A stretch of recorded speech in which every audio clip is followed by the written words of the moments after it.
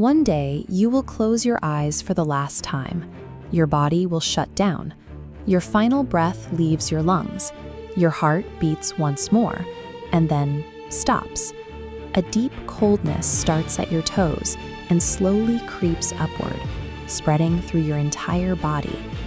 To the family, it looks like a peaceful end, but behind closed eyes, the deceased is waking up to a terrifying, shadowy new reality. According to Islamic tradition, the soul actually resists leaving its earthly vessel. In the beginning, it didn't want to enter the physical body at all, and now its departure is a severe, agonizing struggle. For the faithful believer, the soul slips out as smoothly as water pouring from a jug. For the disbeliever, the extraction is brutal, described as being pulled out like a thorny branch, dragged through wet wool, tearing at every nerve and vein. As the soul is pulled upward, from the feet, past the stomach, and through the chest, all the pain of a lifetime gathers the exact moment it reaches the throat. This final transition is an intense, visceral threshold, the most profound physical and spiritual experience a human will ever undergo.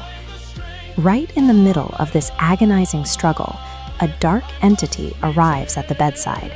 Shaitan appears to administer one final, devastating test before the soul detaches entirely. The person is experiencing unbearable, burning thirst. He uses a psychological tactic. He leans in, holding out a cup of cool water, and whispers a simple trade: "Give up your faith, and you can drink." He will whisper doubts, confuse the mind, and might even hallucinate the forms of deceased parents, begging the dying person to follow a different path. A person's ability to reject this final deception depends entirely on the strength of their belief during their waking life. As the tradition states, you die exactly as you lived. After the final breath, the physical body is washed, wrapped, and lured into the cold dirt. Yet the soul remains entirely conscious, hovering near its former earthly vessel. Buried under the earth, the deceased experiences profound, utter isolation as they listen to the fading footsteps of loved ones walking away. This diagram outlines the soul's journey beyond the grave, branching into distinct phases. Under trials in the grave, the interrogation begins immediately. The earth violently shakes, and two towering angels, Munkar and Nakir, appear, with eyes flashing like lightning. Standing over the trembling soul, they demand the answers to three absolute questions. Who is your Lord?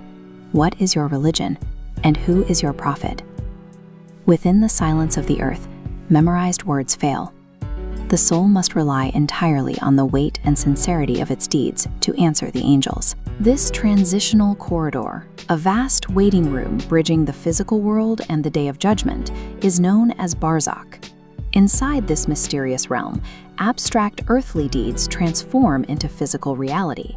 A person's life actions literally manifest as an entity in the grave, either as a glowing, comforting companion or a hideous, foul-smelling creature.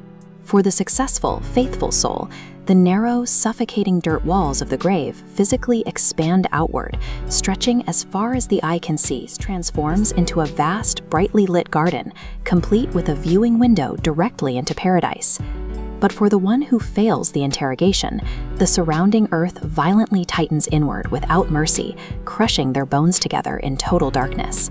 The grave becomes a dark pit, filling with intense heat and infested with tormenting serpents.